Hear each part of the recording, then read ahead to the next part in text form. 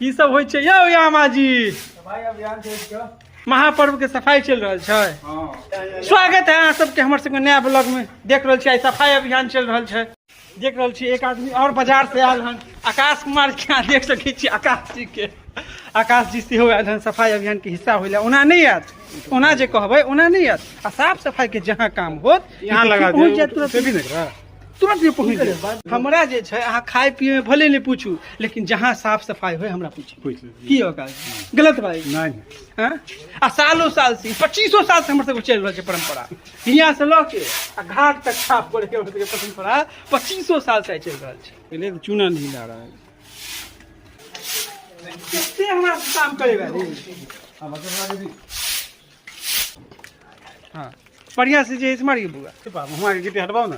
कहाँ वाला गया? यहाँ पर जो गिट्टी सफाई के की उद्देश्य अछि?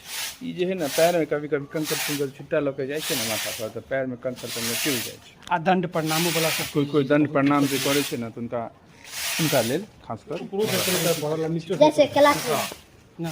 हाँ बड़ लेकिन हम सब मेहनत के लिए जे बात है अपन तारीफ खुद नहीं करे ओकरा साफ करना, लेकिन यो बड़ बचर हम सब के मेहनत के बहुत ज्यादा 2.5 किलोमीटर भ गेल छै आकाश जी के, अभी तक हमरा नहीं दऽ रहल छथिन झाड़ू। गांव 1 किलोमीटर में हेबे नहीं 2.5 किलोमीटर।